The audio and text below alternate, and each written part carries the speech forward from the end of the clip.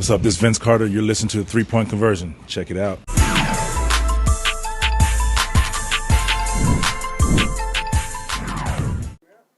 important is that to the growth of his game? You know, there's this narrative out there that the reason he went down in the draft because people didn't think he can shoot. And I haven't seen a lick of that. I think he's an excellent shooter. And he'll just keep getting better. You know, once he's ready and takes his shot, he's good. He has great speed. He's going to be a terrific player for us. We're very lucky that he fell to us. Okay, thank you. Let's go to Paul Hundred. Hey, Doc. In the first half, at least, it seemed like the small ball lineup gave you guys a little bit of trouble. Was there any thought to maybe trying to match that, or did you just really want to keep going with Dwight and just try to really exploit that? Yeah, I didn't worry about it a lot. Dwight had, 13 rebounds. He dominated the glass in the second half. So, yeah, I mean, there's nights where you go match up, but, you know, for the most part, I think that's what they want you to do, right? They go small, so you'll go small. We stayed big, and I think that's the thing to do. There's times you do match up, but I didn't think tonight was one of them. Let's go to Lauren Rosen. Go ahead, Lauren. Hey, Doc. We learned that the NBA has changed its mask-wearing protocol starting with tonight's game. I'm wondering how you feel about that and how important those safety measures are. Well, obviously, I haven't done a good job because I got fined $10,000. And, you know, honestly, I thought it was the right fine and the right thing to do. We all have to try to adhere to the rules. I forget.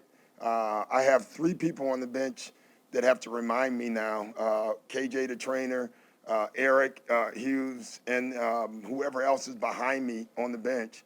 I bet 20 times today they had to remind me to put my mask back on because the players can't hear me through the mask, so I'm taking it down to talk, and I forget to bring it up. So maybe it's an age thing, probably so. But listen, we have to adhere. Just because we have the vaccinations, this is still not safe times, and we have to do it. Next 2 questions will be Keith Pompey and Kai Carlin, starting with Keith first. Hey, how you doing, Doc? What's up, Keith? So, can you talk about Tobias this third quarter? There was one stretch. He scored 11 points in the quarter.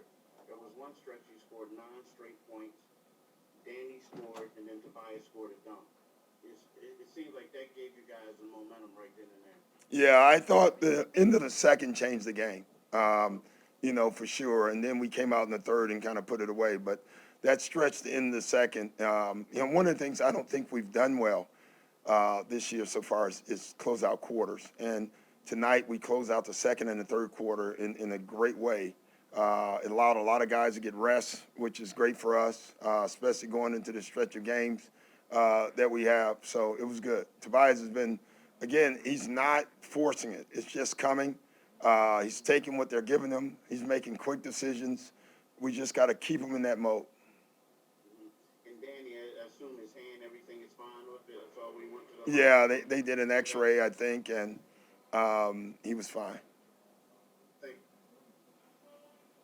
Kai Carlin. Hey, Coach. It seems like on offense, it seems like you just have so many different options to go to. It seems like, it's not just Ben and Joe on a pick and roll. You can go with Seth, you can go with Danny. What does that do for you as a coach? Does it give you kind of peace of mind that you can go to anybody on offense and get a bucket? Yeah, it helps, obviously, when you have the ball handlers that we have. Ben, obviously, is our primary, but then you got Seth in pick and rolls. You have Shake in pick and rolls. You have Tyrese in pick and rolls. You have Danny spotting up. You have Tobias in pick and rolls. So we have a lot of guys that can put the ball on the floor, a lot of guys who can shoot. And the main thing we have is Joel. Joel sets the table for us. I thought in the second quarter against the zone, we just posted Joel every single time down the floor, and that led to shots for us. That's what we wanted. David Murphy is next. Go ahead, David. Hey, Doc, what do you make, if anything, about the way your team has handled business here in the early going? It's obviously, especially in this season, it could be easy to let up. But, that second quarter, the Stars came back in and really put the game away. Is there anything to read into that as a coach? I don't know. I think it's too early for me to read a lot, except for win the games. What if it? I think there's 10 sets of back-to-back games so far, and I think the record is 10-10. And so we talked about that a lot. You look at these back-to-backs, and a lot of teams are looking at these as splits. And we didn't want to do that, so we took care of business. I was very happy about that. Two more questions for Coach. We'll do Christos and Jackson. Christos, you can go ahead first. Hello, Coach. I would like to ask you, have 6 wins in 7 games. How big boost about your confidence is not only the wins, but also the performances during the early of the season? Yeah, I think where my confidence comes right now, even though we're scoring a lot of points, is on the defensive end. I think we have exhibited an ability to get multiple stops, get 4 or 5 stops in a row, and when we do that, then we get in transition. So I think we're getting great defensive confidence earlier than I thought we would.